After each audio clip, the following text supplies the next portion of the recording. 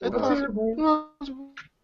So, what did you think of the video, Cecil? What was what did you expect people to say about it? Because it didn't actually get a thread at all. But what? No, no. I mean, nobody gave a damn but me.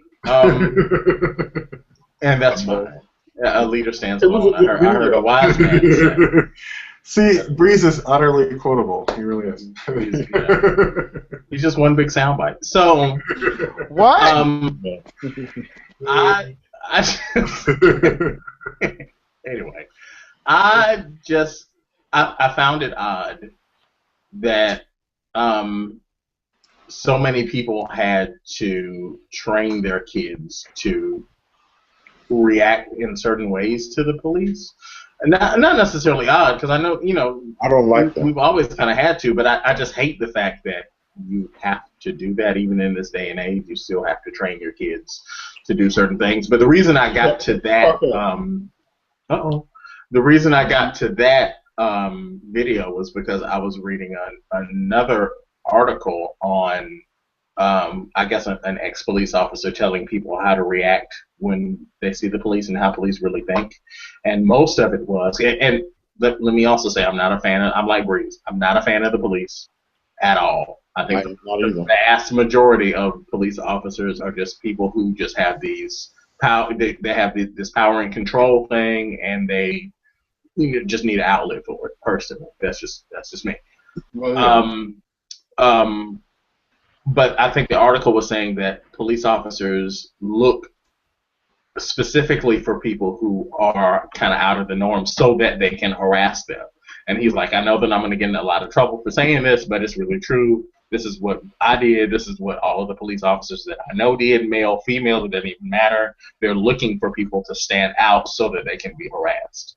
Mm-hmm. And I don't know, that just kind of made me, for whatever reason, it's the internet, so once you get on, you stay on. And it got me to that video. I don't know. I don't really have too much to say about it. Kind of like everybody else in the but it is what it is. It's a very interesting topic because my best friend is in law enforcement, and now he's going to be a police officer. And me and him have two different views because his experience and my experience with police kind of somewhat the same, but yet his a little bit different. Rarely do I ever have experience where it's actually good with the police officer. I can think of maybe one time, maybe twice. But for the other times, it was always attitude. It was always just nasty. It was always borderline. Like, I felt like if I look at you the wrong way, you were going to put me on a possession charge or find some way to set me up or to really fuck me over if you really wanted to. Because technically they could. And I just don't like them for that reason. I don't even like them seeing them posted out on the streets. I'm like, you need to go find somebody fighting crime versus sitting on every fucking exit trying to catch somebody speeding. Especially in Georgia. I hate traveling through Georgia. Like when I came down here, my dad asked me, do you want to drive Florida or you want to drive Georgia? I say Florida. Not one time on 75 and the turnpike have I saw a police officer sitting on the side of the road scanning for somebody to speed. In Georgia, before I hit the Florida state line, I saw a total of maybe 6. 6. And it's always the most small-ass towns that get your ass. And then they'll set you up. Right. Yeah, and I don't trust those. Little small-ass town like Georgia have too many fucking counties. 167. But Florida only has 67 counties. What the fuck? Yeah, that's just too much. That's just too much separation and power. Oh, I just want to have my own little section over here. I want to have power. I want to have control. Too many fucking police. You need to have one police officer for this big area that governs this area. Not these little small-ass towns, and every time you go 2 miles, there's another police officer in another town. They got to meet a quota because they ain't generated enough revenue because they're only covering 20 houses in that area and maybe one business, and they ain't getting no money. So the only way they can get money is to just set you up with a trap and a speed and charge you like $500. Right. Now your ass going to come way back 400 miles to go to no court. You're just going to have to end up paying the ticket. Well, you know, it's like it's politically difficult to combine counties together, you know, because they want to hold on to what they got. So Of course. I just don't understand how they allowed it to happen in Georgia. It's like, really? Well, it's a zoning issue because it's based on race. It's all 100% political because they need to get certain voters together. Mhm. Right. So that's how they. I mean, because they're going through that in Louisiana right now with you know, zoning laws and trying to do things that are pretty much kind of illegal. But they're trying to do it so that they can get. That's one of the reasons why I just like Georgia. It just, I mean, Georgia have its ways and has its good points, but that right there irks me to no end. Every police officer I've ever known, like on a personal level, is either it's either like emasculated by his wife, or is just a complete douchey type of power top type of dude. One or the other. I don't know any.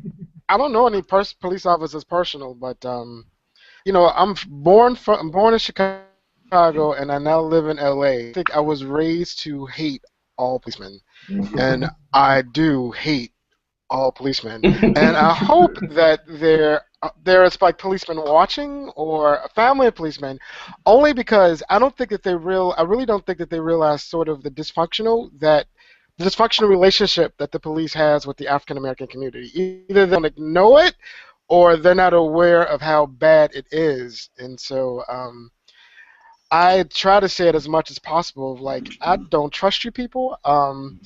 I don't trust them. I don't trust them. I never have, and I never will, because they are nothing but thugs to me. There's nothing. I don't think there's anything different between the police force and like the brothers on the street at all.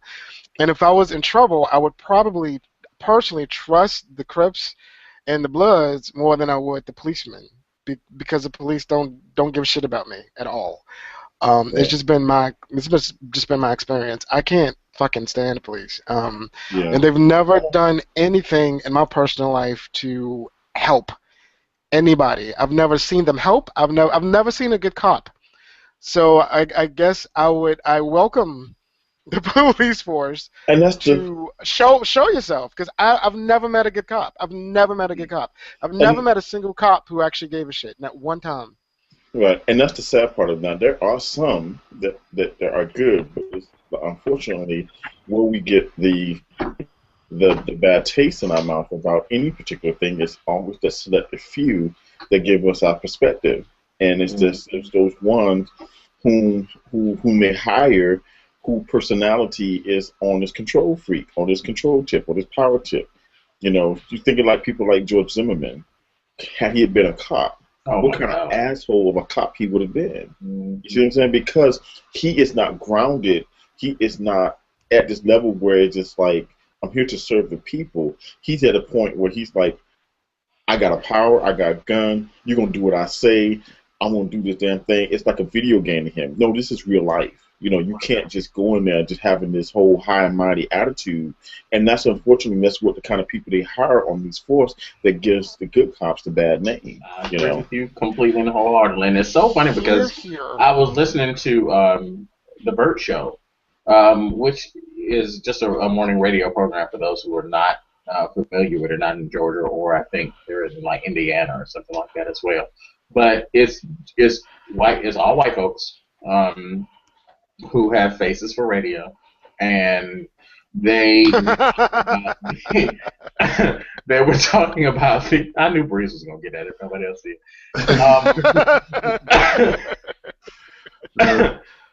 They were talking about the police and the benefits of the police, and you know, I think Mert at the time was very shocked because the police came to help him, and somebody that he knew said something negative about the police, and these three white people for like 2 hours when they had this conversation about the police were just like, oh my God, I can't believe it. And this caller after caller was like, and I'm going to assume that a lot of these callers were white because of the way that they sound. I hate to say that, but you know, you can tell sometimes. They were like, no, I hate the police. The police have done nothing for me.